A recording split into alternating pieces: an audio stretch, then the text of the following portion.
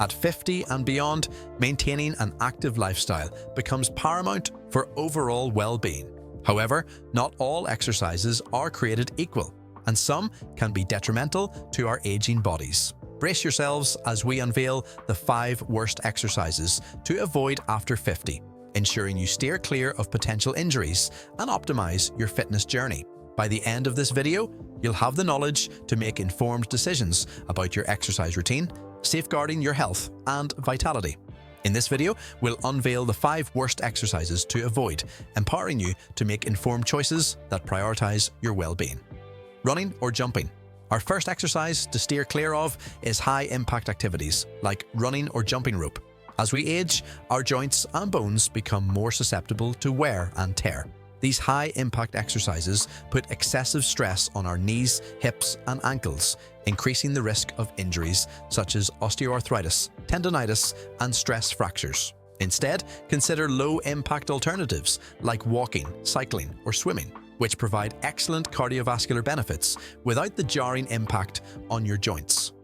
Overhead, presses, and shoulder. Pressing weights above one's head, often known as overhead presses, is the next topic we'll cover. Picture this: you reach for the top shelf box, but your shoulder aches.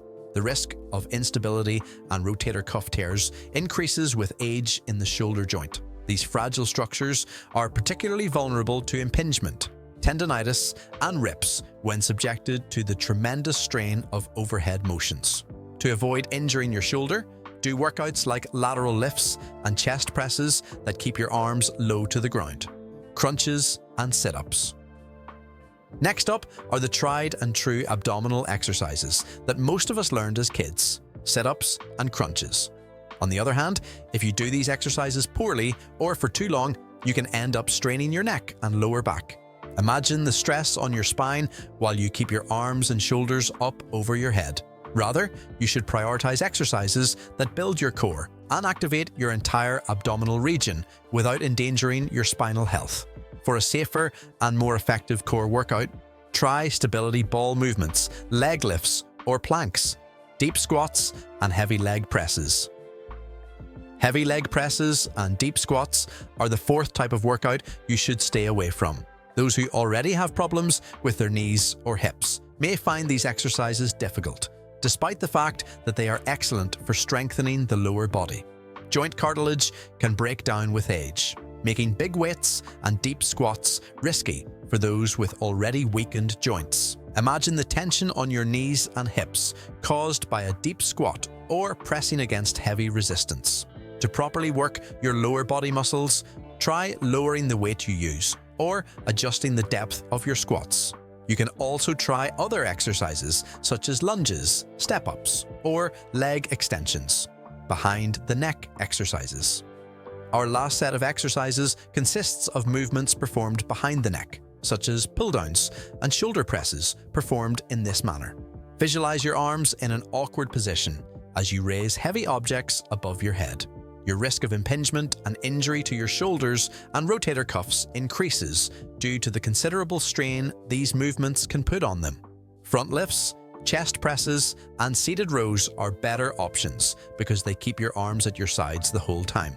By making one simple change, you can make your workout much more comfortable and less taxing on your shoulders. The fact that some workouts are detrimental for our aging bodies is no reason to give up on our fitness goals, though, as we've already established. Staying active and enjoying exercise's many advantages while reducing the likelihood of injury is possible with some research and some adjustments to our daily habits. Think of a perfect world where you can be fit, flexible, and strong without sacrificing any of your other vital signs. You can take charge of your health and the longevity of your fitness journey by avoiding activities that put a lot of strain on your joints, such as jumping jacks, running, jumping jacks, and other high-impact moves.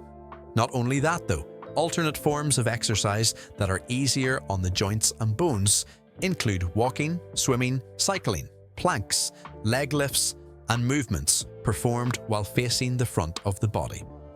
In order to keep your mobility, independence, and quality of life intact as you get older, it is essential that you remain active. You may still push yourself while being mindful of the changes your body goes through by modifying your workout program somewhat. Think of how much better you'll feel about yourself when you can finally do the things you love to do without worrying about hurting yourself.